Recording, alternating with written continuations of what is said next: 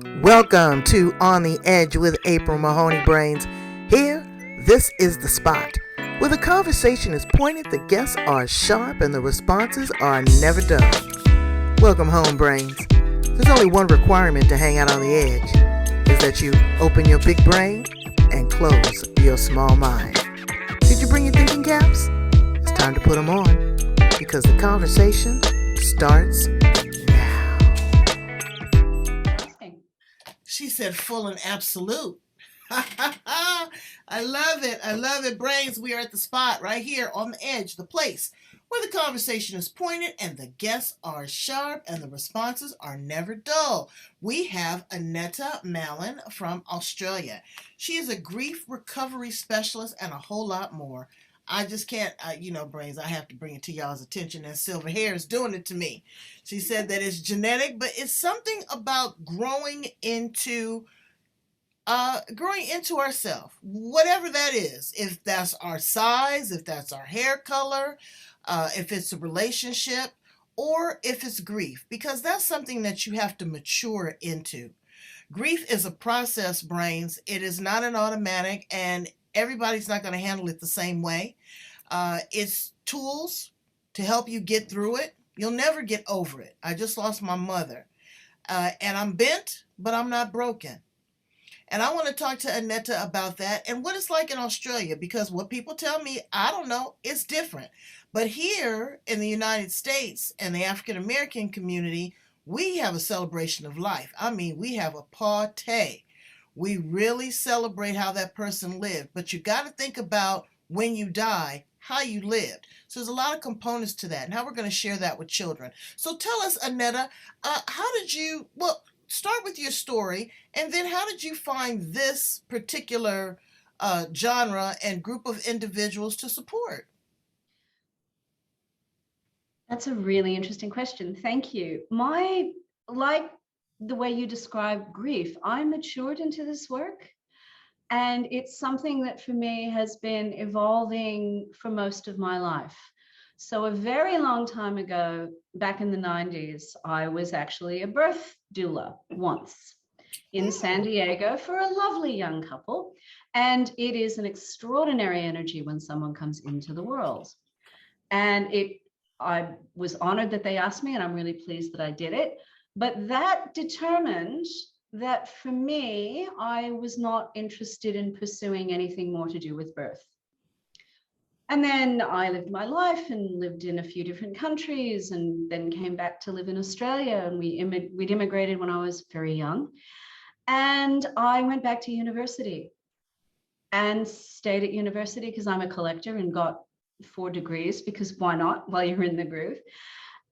And my studies began to focus within the general field of sociology and social science, back to health sociology and all the unspoken stuff around death and the intersections of sex and death, because we don't talk about what happens when end of life takes years and your sexual needs change and you remain a sensual person.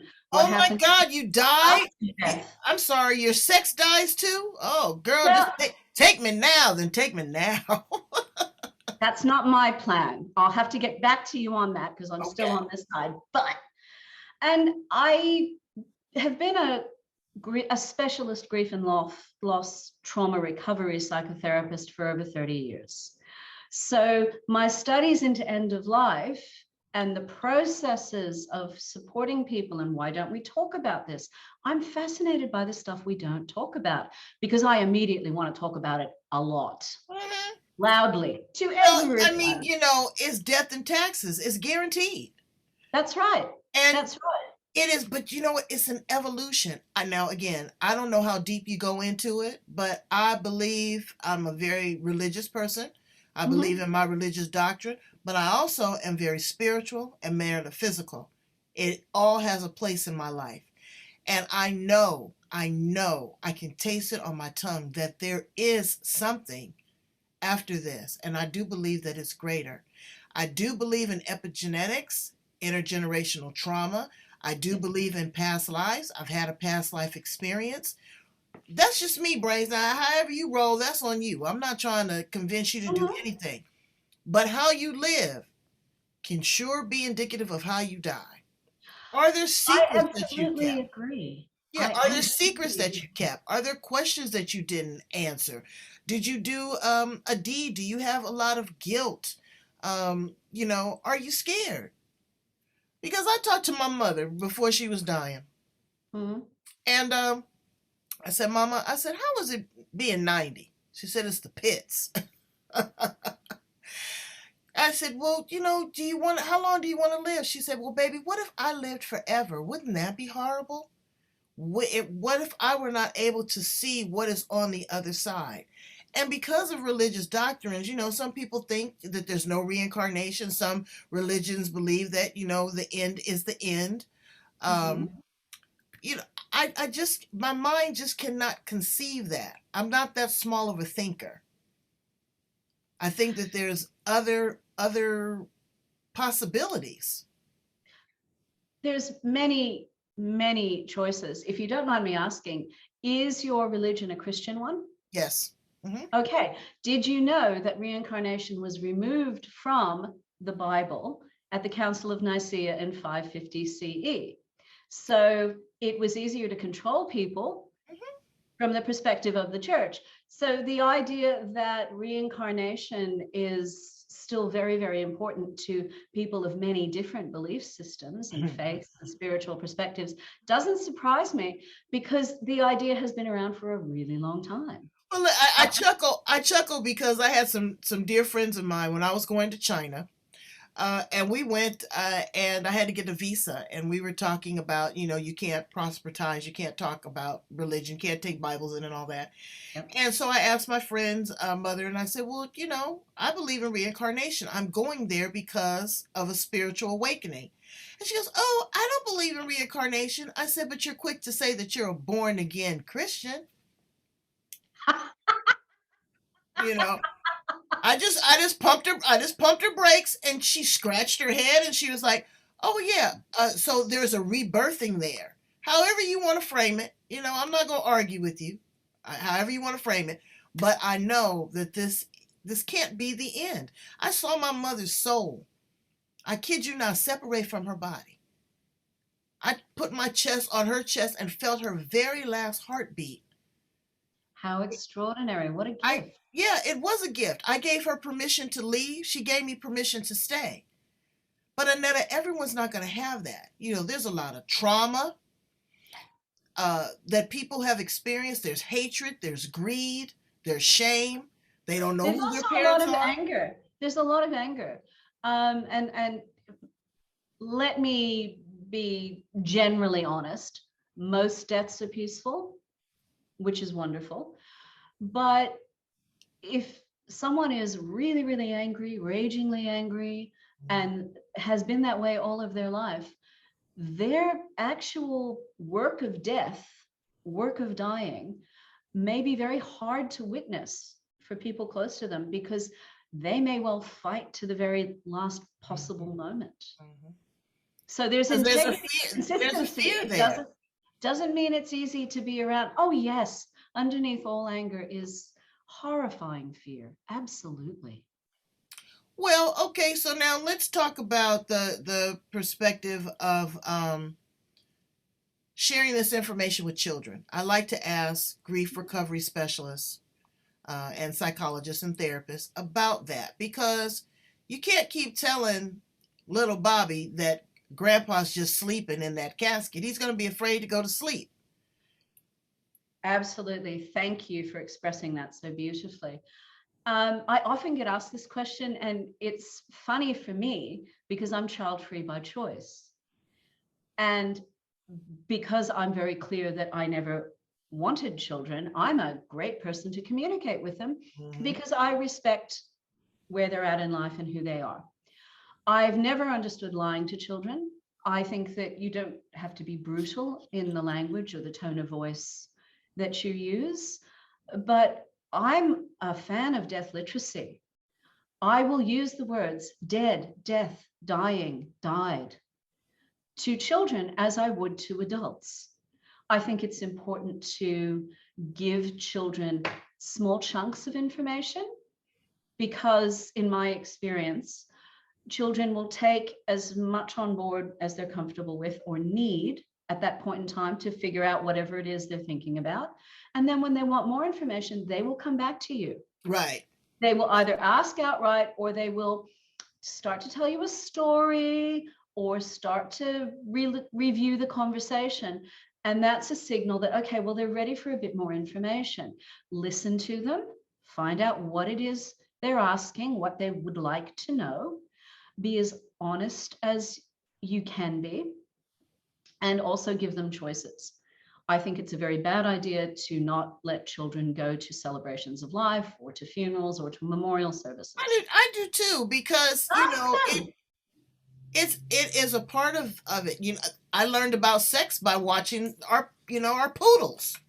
I was like, well, I said, mommy, what are they doing? They're stuck. She says, well, it's about time we have that conversation. And I got to see her deliver the babies and her nurse the children. And then about 2 years later, they were stuck again. So let's talk about the person that spontaneously dies. I mean, COVID has ripped the rug from up under many of us. That's just one example. But you have people that are, and someone gave me a beautiful way of saying this. It's not, what did she say? They didn't die. No, their choice was not suicide. It was death by suicide. So how you have to phrase that, because they're not choosing suicide. They're choosing to end the pain. Yes, but that's actually it's a lovely nuance. I work very hard here in Australia to battle, again, death literacy, to battle the idea of committing suicide. Suicide has not been a criminal act for decades. And all that does is leave the people whose lives have been touched by a suicide death with unnecessary shame and guilt and worry that what else didn't I do? What could I have done more of? Right. Suicide deaths, I think, are in some ways the hardest to come to terms with, because the what ifs, the questions are bigger and frequently more persistent. And I'm pleased to see and hear that we're talking more openly about suicide, and we're more sane, I think, in our language and also in our understanding that if your choice is, I'm going to end the pain or I'm going to keep living in it, that's not a choice I'd wish on anyone. I use a lot of clinical EFT or tapping to support people who have been who's been affected by suicide. I am a tapper. The first time my husband was going, he says, baby, do you need some Benadryl for that? And I said, what are you talking about? He goes, well, I see you doing it. What are you doing? And I had to turn him on to it.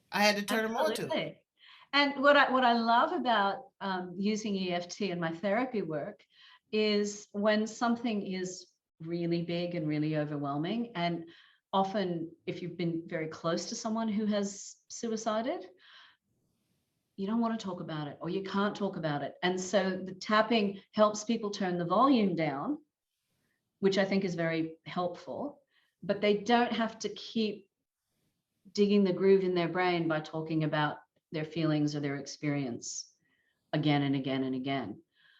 I think that we could do better as a society in terms of supporting people who are A, perhaps considering suicide, and B, who live with a disenfranchised grief, the grief that's really hard to talk about because someone has suicided, and we don't want the blame and the accusation to shift to us because it wouldn't have happened if we'd been a better person. Right. And you know what? I'm telling you, I'm looking at the suicides, the young woman, the young beauty queen. You don't know what is going on in people's brains. And if people don't communicate, if they don't open up, you'll never know. And you'll always have that question of why and what if.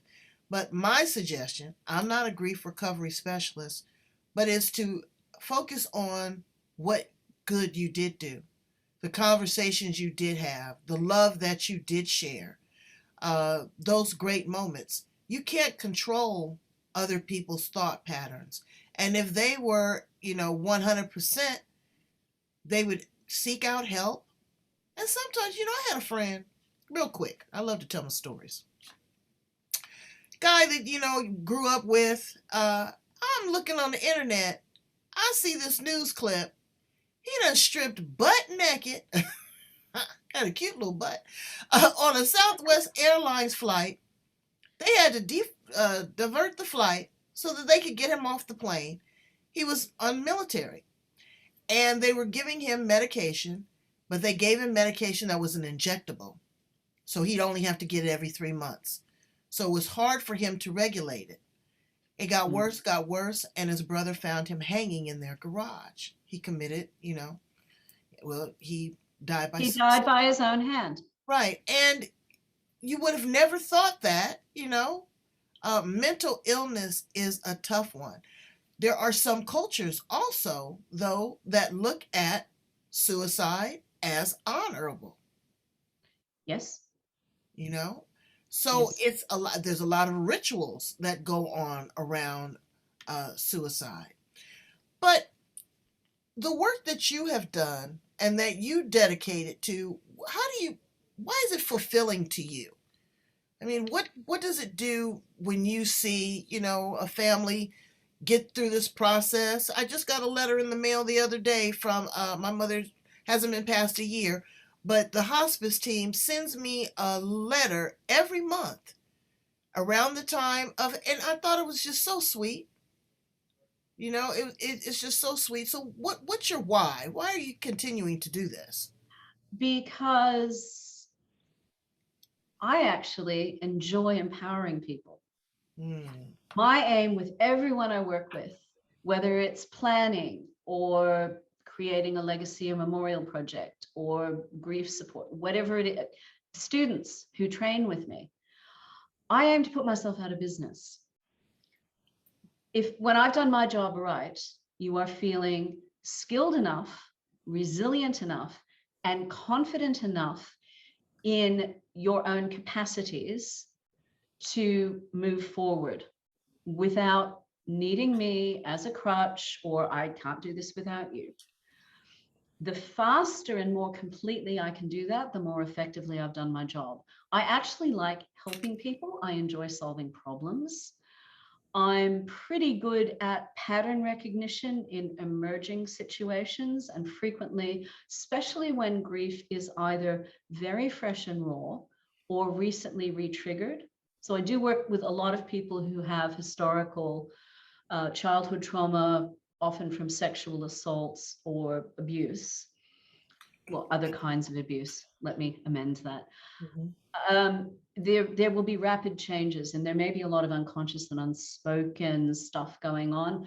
And one of my strengths is being able to see that happening. I don't need to know the details, but we can nip it in the bud so it doesn't become yet another aspect of your grief or your own therapy and recovery that needs extensive support. We can just address it, and you can get on living a happier, fuller life. And I think that's wonderful. I really enjoy that aspect of it.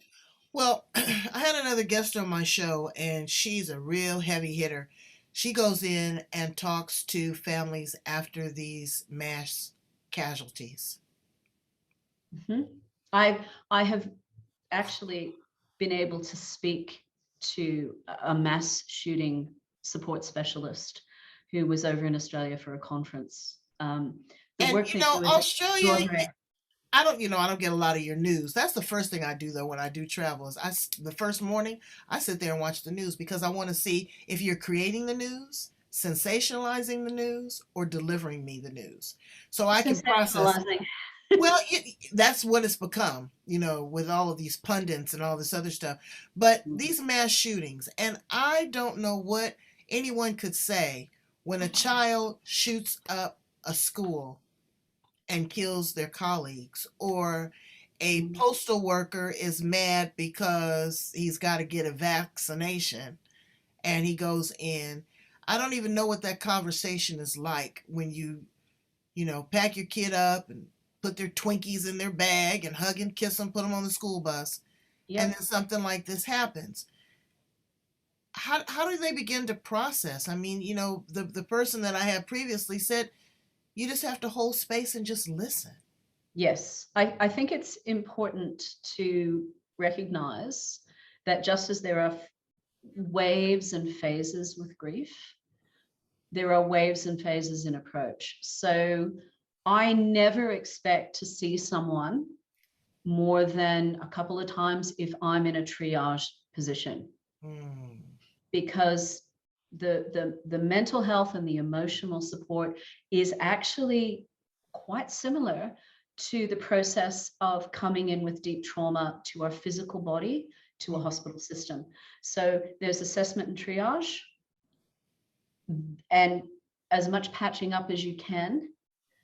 There may be some surgical and pharmaceutical based support, which is a good thing, because that can help save lives and save a lot of work down the track. And then there will be ongoing support, rehabilitation, checking in. And my perspective is, and I'm frequently working in this final stage, although with death, sometimes I could be in triage in the surgical aspect, or as well as the third. I do want to go on record as saying I'm a psychotherapist. I am not a psychologist or psychiatrist, so I have nothing to do with the medical and pharmaceutical side, but I understand enough to be able to support people. And you've been around the block. I don't have I got a ghetto PhD. And I know how to get people through it. It's a trust factor. You know, you have to know, you have to pass the sniff test. It's the know, like, and trust. Yep. And if a person if you don't like me, I will help you find someone. I'm an avid networker, and I know I'm not everybody's. Wouldn't it be great if I was everybody's best solution? That's not how it works. They would be so lucky. But I can certainly help network and find someone who's a really good fit. Right. And I'd like to see more of that, rather than maybe the ego of, oh, I can do it all. I mean, I can do a lot and I know a lot, but I'm not everybody's best fit, and that's okay. Right. Okay, so let's talk about the person with the PTSD, post-traumatic stress disorder. Yes. Another story. I was working at the military base in the cosmetics department. A young man came in and he had come back from Iraq, and he went into a transformation right in front of my eyes. I locked myself in the storeroom. I was so scared. He started to sweat. His mouth started to drool. He started to tremor. He kept hearing and reliving whatever he had experienced over and over again. And it all started with the sound of the overhead PA system. That was the same warning sign, this beep, beep, beep, beep, that they heard when the bombs went off. Or when they had to put on their helmets, or they had to get in the tank. You know, dealing with that kind of grief and that kind of trauma is also, I don't know how people get beyond it.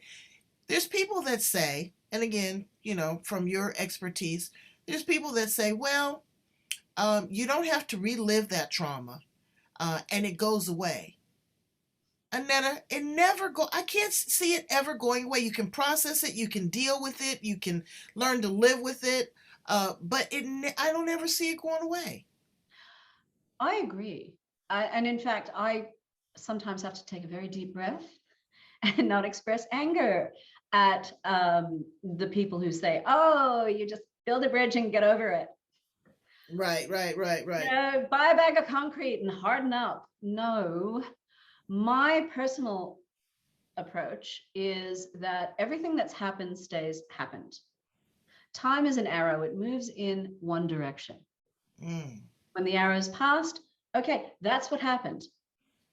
This is why the what if game, while it may be very seductive for grief, it's not helpful, because you're just eternally speculating. What I do think we can do, though, and what I strive for with my clients, is to turn the volume down. So it's not immediately the first thing and the only thing that you hear.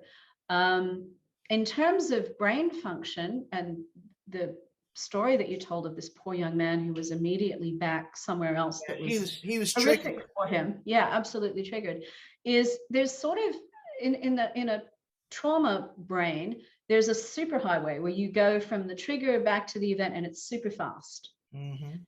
I like to try and cultivate country lanes and highways and byways, and work to turn the volume down by reminding people that still happened. You can still go there if you really want to, but you don't have to take the superhighway and be immersed. Okay. So tapping's really helpful for that. I do have a range of different approaches, including art I was therapy. going to ask you the different modalities. Are you using some psychotherapy? I know. I'm sorry, hypnotherapy. No. Okay. Mm-mm. Really? I'm not a hypnotherapist. Mind you, in my office space, there's a nice little community of about 10 offices. There's hypnotherapists literally right behind me. Yeah, so I can again, people incorporate different things. Sound therapy, recall therapy. Now that's something that I use if I'm taking a test or if I'm studying. I will, I have a little concoction that I'm very into aromatherapy, and I will inhale it, process, do whatever I need to do, and then when I go to do whatever it is I'm going to do, take a test or whatever, I use that same concoction, inhale it, and it creates that. But that's the same thing with trauma. People, a certain smell or a certain fragrance that a person passed away with, or you look at your dog's little chewy toy that they already have. People, let's talk a little bit about grief and animals. Brains, you got to take that serious. My dog was kidnapped. The coyotes jumped over the fence and ate him, and he wasn't nothing but a snack. Anyway, I am devastated. I had a animal intuitive, and she told me that he's fine, and he thanked me for 13 years. And when she said 13, I knew she was telling the truth. But your pet, that's unconditional. I remember my goldfish died, and we flushed him down the toilet and had a little service for him. Pets are so important in people's lives. Your pet, in a lot of cases, is more meaningful to you than your spouse, if your spouse is not acting right. So I love to tell people I'm fond of my husband, but I love my dog. I know. How do people get through that? Because people are quick to say, oh, you can go to the animal shelter. You can't reenact that type of love. That's a bond that you've built. I would suggest that when you're ready, you can choose to go to the shelter and get another pet. And some people are ready straight away and some aren't. I don't think it's very helpful when someone is talking about their grief or really experiencing their grief, because that's the kind of band-aid that is just about making the other person feel better. I'm uncomfortable, stop it. Brene Brown talks about this beautifully. She really nails it. But the grief we feel for our pets, and there's an interesting body of research that's actually coming out over the last decade or so into people and their relationship with pets, is that we can have a more profound and deeper sense of loss when our pets die than we do when many humans in our lives die. And actually, April, I have a colleague who's working on her PhD right now, and she's looking at the relationships that people create and sustain with their pets after they die. So I'll let you know when that comes out. Yes. Well, let me know, because I got her cremated, and the other dog that I had her cremated. And it's funny because I feel her spirit. She asks me all the time, why are you always talking about Pierre and you don't talk about me? Her name was Oni, and I told her, because you died graciously of old age and he was kidnapped. I said, it's a different level. But grief, there's other types of grief. There's a loss of relationship, a loss of a job, a loss of a finance, a loss of self-esteem and self-worth. What are some of the techniques that you use with those type of grief situations? Well, it's kind of a piece of string question. It's a good question. And my answer would be, it actually depends on the person I'm working with at the time, because everybody's needs and responses are different. So while my work is always person-centered, I'm not, and by that I mean, I'm not going to take a technique and say, here, I'm just going to smash this technique over your head and we'll cut off the bits at the side that don't fit. I don't like to do that. I tend to pull on a fairly extensive and varied set of skills. Everything from traditional Chinese medicine and the meridian system through to an understanding of CBT and tapping. And CBT is not my go-to, but everybody has slightly different needs. And I would work with someone with their consent and checking in constantly about their comfort and their feeling of willingness. Are they willing to do this because they feel ready, or are they willing to do it because they think they need to please me? So if it's pleasing me, we try something else. And I'll often bring in a variety of different things. So I am a whip cracking practitioner. You frequently get some home practice with me. Oh boy. Try not to say homework because that's a bit scary. Right. And I don't know, your partner might dig it. You never know. we never know. You never know. You never know. And I do also try very hard not to fall into a rut of, well, we did this last week, so we'll do this again. It's constantly me being awake, being present, checking in, making sure there's consent, making sure that my client's comfortable and that we're moving in the right direction. I like how you use the word consent, because you're asking permission to enter into this person's space, their head space, their heart space, you know? So let's talk about what you said about sexual energy and that dying. What did you mean by that? Okay. I was coming from a perspective of being someone who sometimes works with people pre-need. So there's no terminal or life-limiting diagnosis in place. And as an end-of-life doula, end-of-life consultant, support person, therapist, planner, end of life for some of us is super fast. Sometimes it's weeks or months, but for some of us it's years. It depends on actually our own personality and physiology, as well as the diagnosis that we have and our quality of life. So something that might generally in the medical community say, well, generally it's going to be 2 to 3 years. It might be 8 months, or it might be 5 years. So during that end of life period, your actual physical abilities may change. You may go from full ambulation to being in a wheelchair or needing walking aids. You may or may not have fine motor control. You may not have stamina to be, if you're used to being the dominant partner, for example, and on top in sexual situations, you may need to modify to be on your side and playing around with different positions. I'm a sex positive end of life consultant. And I think that sensuality and sexuality and intimacy are so important to a good quality of life. And unfortunately, receiving a diagnosis often means, well, everything's switched off and now you are just your diagnosis. Off you go into the corner. You won't enjoy food anymore. You won't enjoy or feel sex or love anymore. You don't need any quality of life. So I think it's important to address that. Well, did you know, for example, being in a wheelchair and you've got a standard bed, you're perfectly positioned for oral sex without too much strain and stress on yourself. That's great. Have you thought about trying that rather than maybe other things that you were used to? So it's that process of being, I like to say, fiercely alive until we're dead, as fully and completely as possible.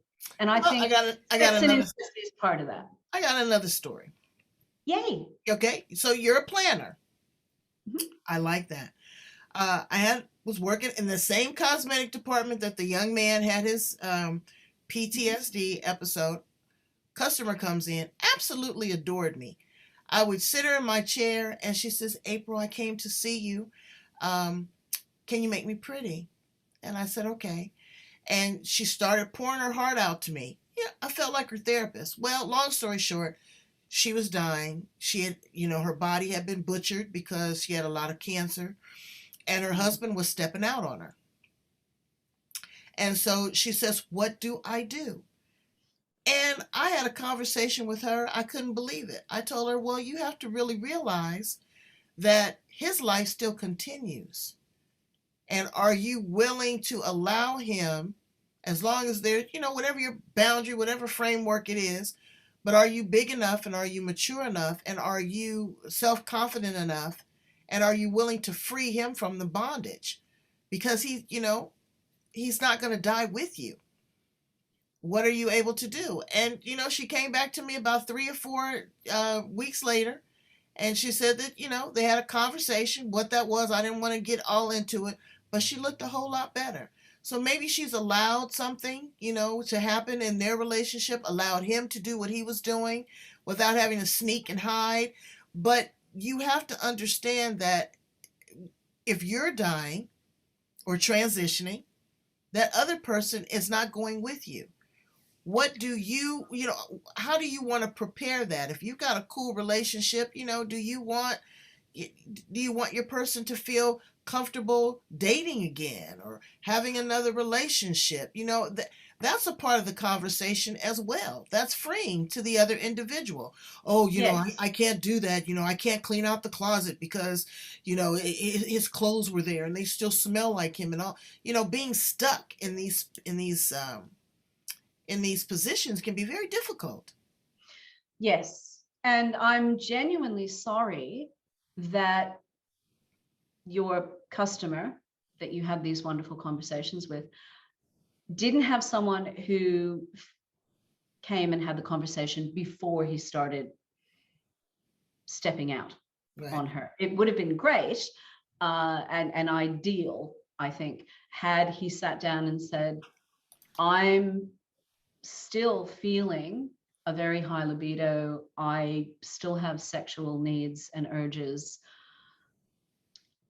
How would it be if, and there are different options. So you've got sex workers who perform wonderful, wonderful services. You're getting somebody who is a trained professional, brains. That's right, a trained professional. You've got someone who takes sexual health seriously. You've got someone who's not going to start texting in the middle of the night or overstepping boundaries and impinging on the marriage. So sex workers can be wonderful, both before a death, but also after a death, in terms of rediscovering what sex feels like with a different person. Right, because people don't do that. They feel that okay, it's off limits now. I can never have sexual pleasure with anyone else because my spouse died. That's hard for them to. And actually, there's weird pressures, especially on women from that direction, and a lot of judgment. It's only been a year or 5 years. If you feel sexual a week after your spouse or partner dies, and you want to act on that, you're an adult. That's nobody else's business. Men, on the other hand,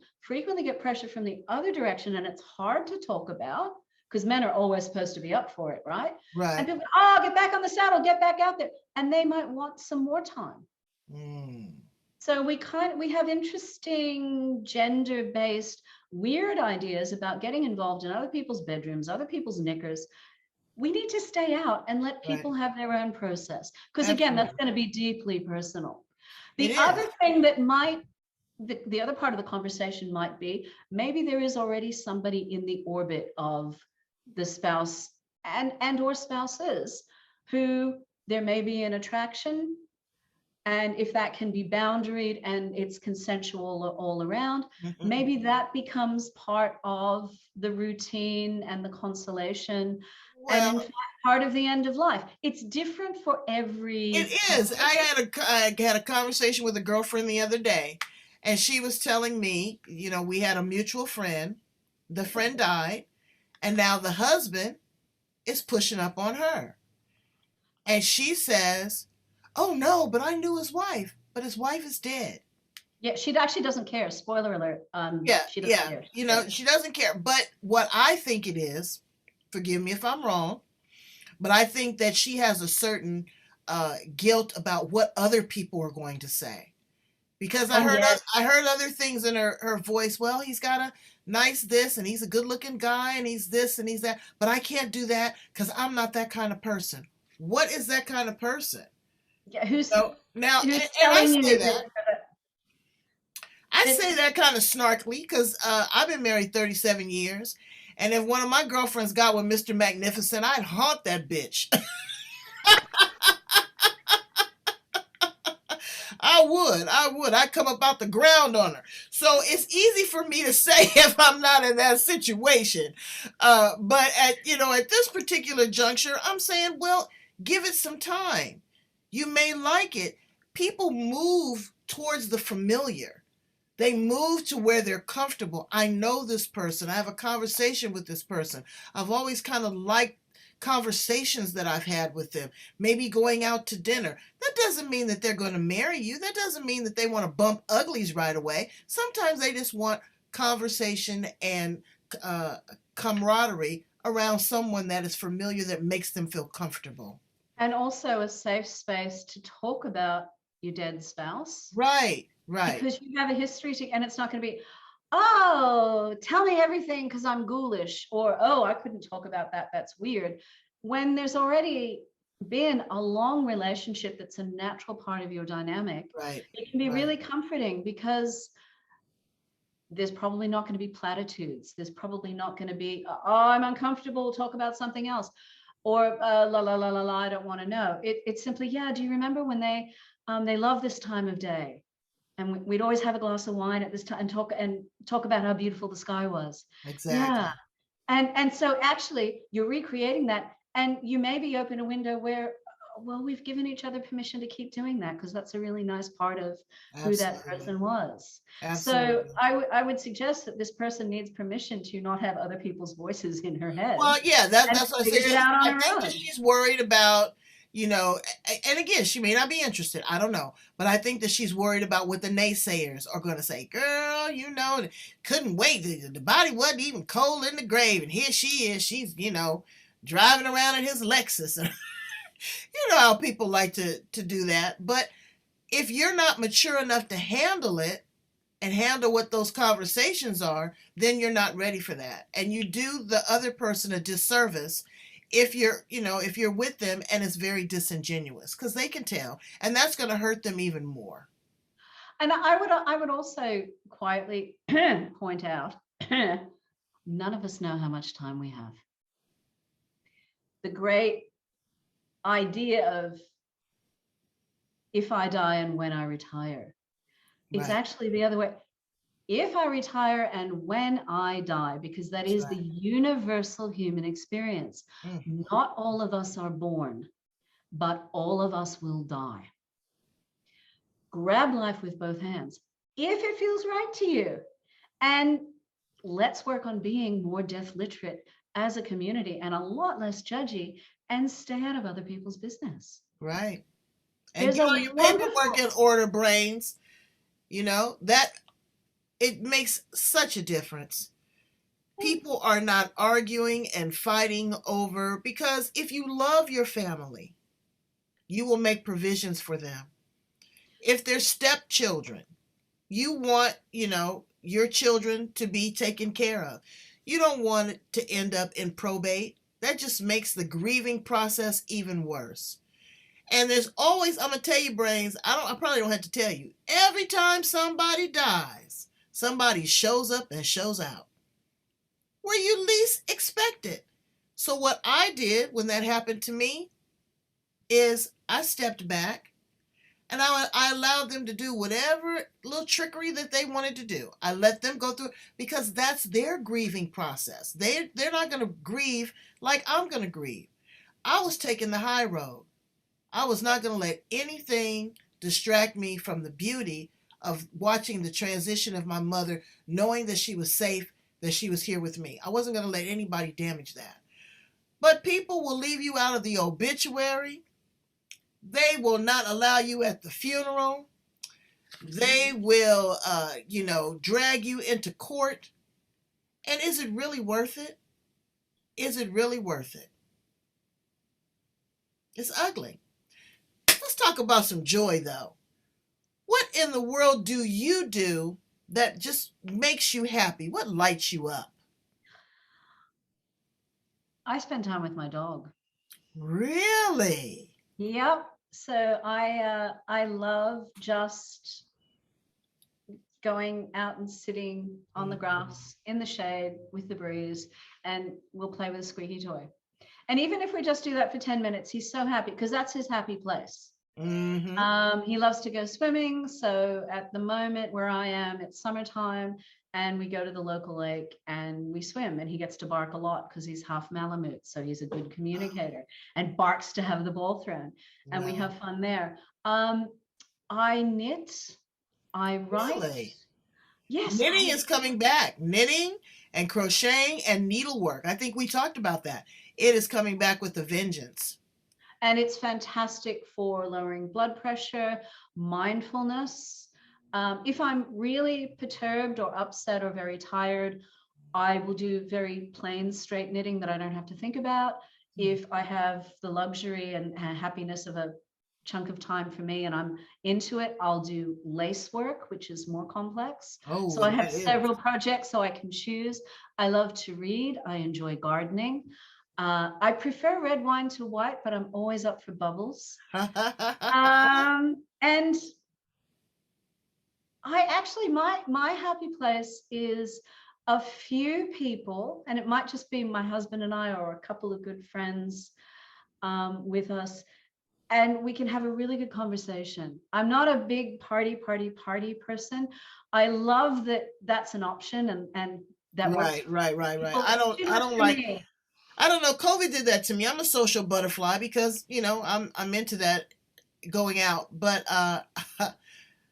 I could do without it. I love being home with just me and Mr. Magnificent and, whatever it is, bubbly. My bubbly could be a beer. I love the way that you call him that, Mr. Magnificent. He That's is. great. He is. I love the breeze that keeps him cool. I do. Because he allows himself to love me wherever I am. Now we got to reel it in. There's no fear. There's no intimidation. Never has been. There's no permission. There's support. He says no, but just the love and just the tenderness. We're in the grocery store. I can hear him clear his throat, and oh my God, my sexual charge goes from 0 to 10, and it's just a great place. But with that, someone has told me that we were soulmates in a previous life. And so many times you see when couples have been married, we've been married, like I said, 37 years, when the one spouse dies, shortly after, the other one joins them. What is that synchronicity? Where does that come from, you think? Oh gosh, that's a really interesting question. And I'm going to be honest and say, I don't know. It may simply be that, especially when there's been a longer period of time and you're really attuned to each other's smells and each other's biorhythms. And it sounds like you and Mr. Magnificent have a fabulous marriage. I'm not going to say universal. perfect, I think it's a frequency. I think it's yeah, a universal I'm not going to say harmony. perfect because I don't think perfection. Yeah, no, but it sounds wonderful, and I'm thrilled for you. But when you have that and you have someone to share everything with, and that is your enough, why would you want to go on with less than enough? Now, some people do, and that's fine.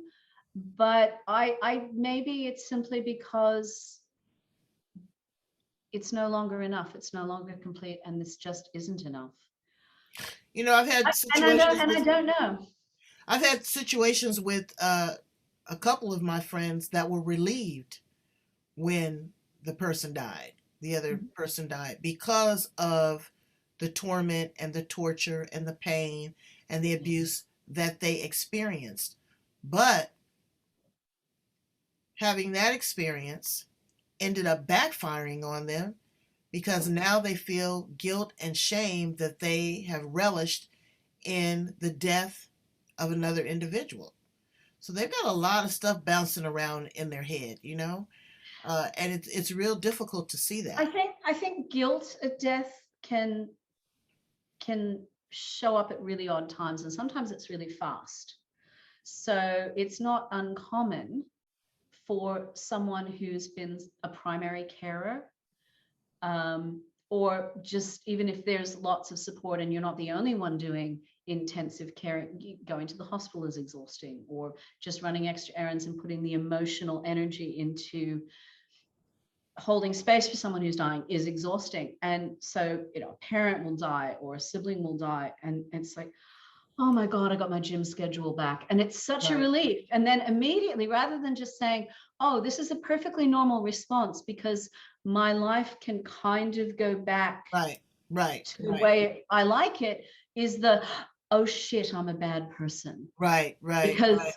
Because I shouldn't be, I should just be wallowing in the grief, and we Velcro our wrists to our forehead. And we forget that part of grief is suddenly laughing out loud in the middle of the grocery store because you remember the joke that you used to make about the brand of cookies that you like to buy with your best friend who just died. Or you throw back your head and you roll your eyes and go, of course, when you forget to fill up the windscreen wiper. Exactly. And your brother always told you, make sure that your windscreen wiper liquid is topped up. You know, whatever the little things are. So in life, we have highs and lows and then middle bits. It's all over the place. The afters of a death, all of the waves and presentations and experiences of grief are going to have some highs and some lows and some middle bits. It'll change, and it's going to be different for every single person whose death you survive, because your relationship with all of those people was different. So we can't say, oh, well, looking at our watch, when my mother died, I did this and this and this. So when my father dies, it will, no, again, spoiler alert, it's going to be completely different. Some of it will feel similar, but there will be differences. There's two things that kind of happened to me when my mother, when she passed away. It was, I was on a routine. I had a schedule. You know, certain time I give her medication. Other times I feed her lunch. Then I give her a bath. Then I tuck her in. We always said our prayers together. So when she passed away, I decided to fill those same time slots with things that I enjoyed. You know, I would work out during the time that I would feed her lunch. I make that my reading time. When we would say our prayers together, now I say my prayers at night with Mr. Magnificent. Her spirit told me to. I said, Mama, I said, since you've been gone, I haven't been saying your prayers, my prayers. She said, you better, because I want to see you again. You know? And I do believe that, and I know that she has shared that with me. She waved a finger at you. Exactly. So fill those empty spaces with me time. And it's up to you. But I wasn't going to feel guilty, because there were days that I was exhausted. There were times that I looked at her and she looked at me and she knew I was exhausted, but I was the only resource that she had. So I didn't have to feel guilty when she actually passed away. And I was like, it's okay to take that deep breath. It is really okay. It's healthy to take that deep breath. You know, and you owe that to yourself. Caregivers, get a rest break. You can't do it 24/7, because if you deplete yourself, then you're no good to anybody. That's right. We have to be nourished and we have to be full. And having a compassionate community of people that can help support us, as well as the person who's at end of life. It's incredible. Well, you have been such a blessing here on the edge in so many ways, and I thank you. You know, God gives angel wings to special people. Grief recovery specialists, hospice workers, nurses, teachers are my favorite people on the planet. So never ever think that your work is in vain or that you are not appreciated, because you are. You could do any other thing, you know, but you opt to work with individuals to get them through a point of pain that they can realize and know that life still goes on. The other thing that just kind of sits with me is that I look at a picture of a photograph and I'm the only damn person left living in it. My mother's gone. My father's gone. My brothers are gone. My dog was gone. So now I'm looking at my mortality and I'm like, I'm next. And I take that seriously. So I'm going to try to live the best life that I possibly can, be as giving as I can, not be afraid. You know, COVID, yeah, I'm scared like everybody else, but I've had my come to Jesus meeting. And if this is how I go out, at least I've ticked the boxes. Live your life, brains. Live your life. That's all we can say. Tell them, Annetta, how to get in contact with you. I'd love for them to work with you. Oh, I wish you were here. Girl, we would have the best time. You have to come to San Diego, come to the States. It's a lot like Sydney where I live.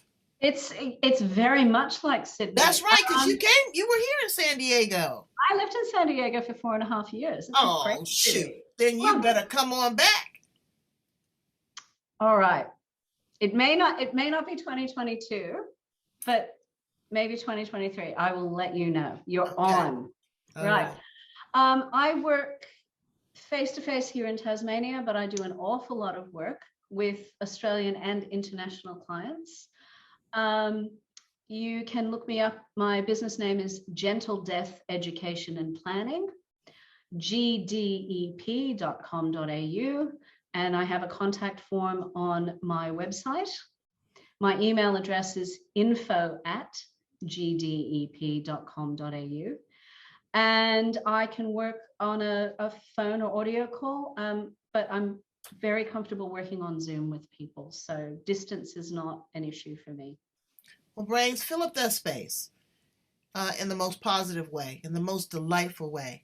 Look at that smile. Then that just makes you comfortable within itself. I need you, brains, to go in to this location right here. I need you to like, love, and share this information. Share with the person that has gone through it, going through it, or even do a self-evaluation, because we're all going to get there. Death is guaranteed. And you know what? I believe that we have a buy-in. I believe that we have a process, that we have choices, that we have options. And we want it to be as pleasant, as peaceful as possibly can. So thank you, Annetta. You are the queen of everything. Thank you, April. It's been a pleasure. I'm so pleased that I got to do this. Absolutely, absolutely. You have to come back, and next time we'll talk about cooking. You're on. I love to cook. Okay? All right. Bye, brains. Get it together. Get your paperwork and stuff in order. Bye. Bye.